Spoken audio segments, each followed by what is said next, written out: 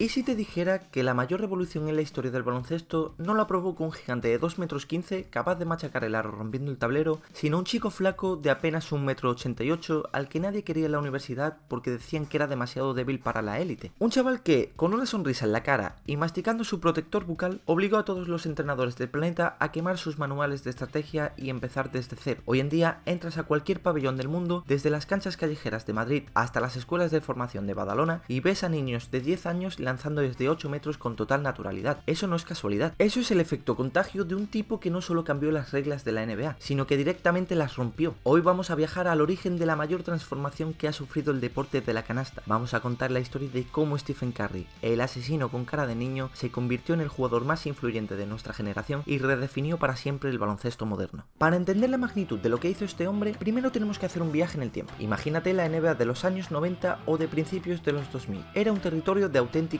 gladiadores. El juego se basaba en la fuerza bruta, en el contacto físico extremo, en balones al poste bajo para que los pivots gigantescos se pegaran de codazos y en aclarados eternos para tiros de media distancia. El triple existía, claro, pero era un recurso secundario. Era la última opción de la jugada, el tiro que hacías cuando la defensa rival te tapaba todas las líneas de pase hacia la pintura o cuando el reloj de posesión se moría y no te quedaba más remedio que jugártela desde lejos. Los tiradores de la época eran jugadores de rol, especialistas que esperaban quietos en la esquina a que la estrella del equipo les doblara el pase. Si a un entrenador de los 90 se le ocurriera ver a su base cruzar la mitad de la cancha en un contraataque y en lugar de entrar a canasta o buscar un pase seguro, pararse a 8 metros del aro para lanzar un triple en transición, lo mandaba directamente al banquillo a reflexionar el resto del mes. Era considerado un insulto al juego, una auténtica locura táctica. Pero entonces, en el draft de 2009, un equipo de la costa oeste que llevaba años sumido en la mediocridad decidió apostar por un base menudo de la Universidad de Davidson. Los Golden State Warriors eligieron a Stephen Curry en la 7ª posición. Las dudas a su alrededor eran gigantescas.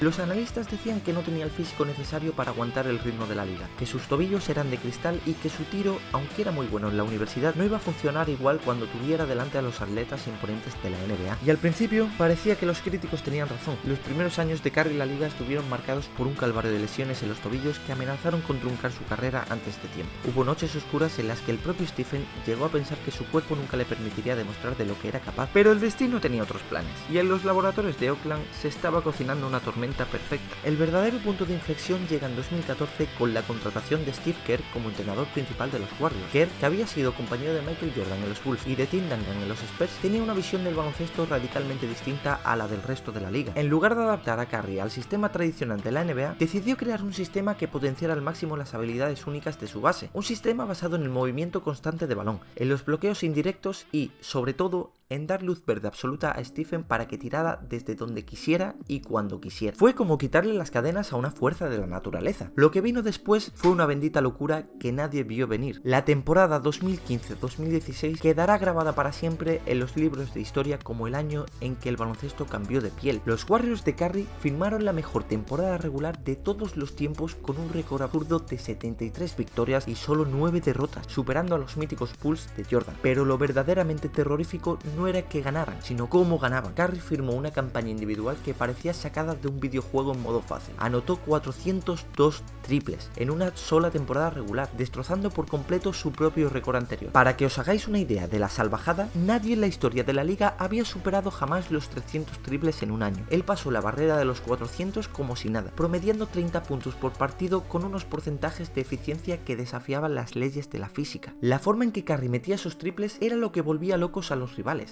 Ya no importaba si tenía un defensor encima, si estaba desequilibrado o si se encontraba a 2 pasos del logotipo del centro de la cancha. Cuando Stephen entraba en esa especie de trance competitivo que los americanos llaman Star on Fire, el partido se había terminado por completo para el rival. Daba igual la estrategia que prepararas en la pizarra durante la semana, daba igual que defendieras perfecto durante 23 segundos. En el último segundo, Curry hacía un manejo de balón endiablado, clavaba los pies y soltaba un latigazo con una velocidad de ejecución nunca antes vista. El balón volaba muy alto y entraba limpiecito, rozando apenas largo. La sensación de impotencia de los rivales era total. Su impacto cultural e histórico fue tan devastador que, por primera vez en la historia de la NBA, un jugador fue nombrado MVP de la temporada de forma unánime. Ni Jordan, ni LeBron, ni Kobe, ni Shaquille habían logrado jamás poner de acuerdo a todos los votantes del planeta. Stephen Curry lo hizo porque no solo estaba dominando la competición, sino que estaba transformando el deporte ante los ojos de todo el mundo. Pero, ¿cuál es el verdadero secreto detrás de la revolución de Curry? ¿Por qué su estilo de juego destruyó los sistemas defensivos de la liga? Para entenderlo, hay que hablar de un concepto táctico que los analistas llaman gravedad ofensiva. En la NBA tradicional tradicional, los equipos defendían protegiendo la zona, el área cercana al aro, porque ahí es donde se anotaban los puntos con mayor porcentaje de acierto. Si te alejabas de la canasta, los defensores te daban espacio porque un tiro lejano se consideraba ineficiente.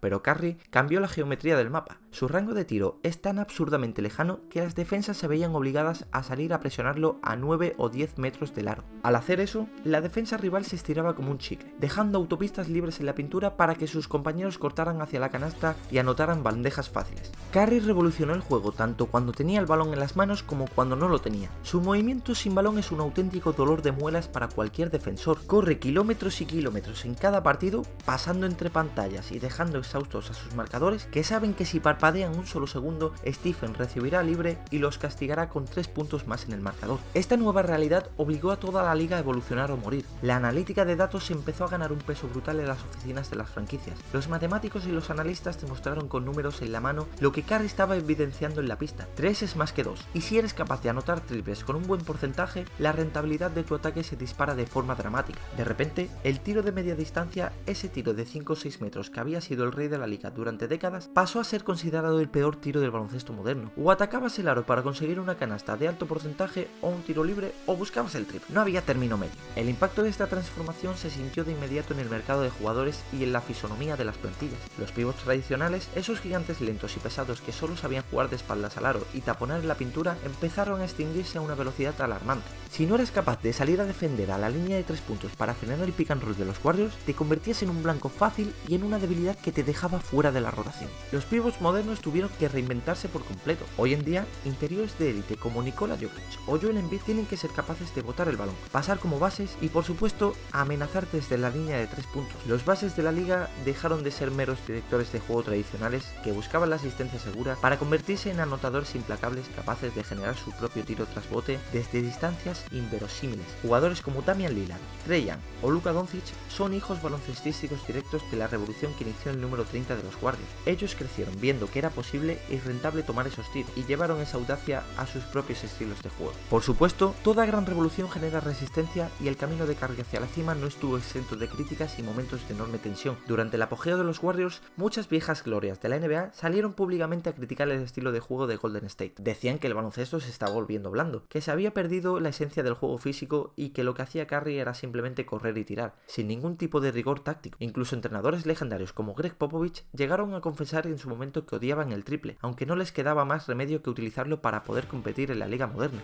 El debate sobre si el estilo de Curry estaba arruinando el baloncesto se convirtió en una constante en las tertulias deportivas. Se criticaba que los niños en los colegios ya no querían aprender los fundamentos básicos de la entrada a canasta o del pase, sino que solo querían imitar los lanzamientos lejanos de Stephen, provocando un descenso en la calidad técnica de las categorías inferiores. Curry cargaba sobre sus hombros con la responsabilidad de haber cambiado la cultura global de un deporte centenario, enfrentándose al juicio de los puristas que se resistían a aceptar que el juego había evolucionado para siempre. Sin embargo, el golpe definitivo que consolidó su legado y silenció a todos los escépticos llegó en la temporada 2021-2022. Tras un par de años durísimos en los que los Warriors sufrieron la marcha de Kevin Durant, lesiones devastadoras de Klay Thompson y un proceso de reconstrucción que hizo que muchos analistas dieran por terminada la dinastía, Curry demostró de qué pasta está hecho. Contra todo pronóstico, lideró a los Warriors de vuelta a las finales de la NBA para enfrentarse a unos Boston Celtics que partían como claros favoritos gracias a su físico imponente y su defensa asfixiante. Fue en ese escenario donde Stephen Curry disipó cualquier duda residual sobre su grandeza. Firmó una de las actuaciones más legendarias que se recuerdan en la historia de las finales, incluyendo un cuarto partido memorable en el Boston Garden donde anotó 43 puntos en un ambiente hostil para rescatar a su equipo.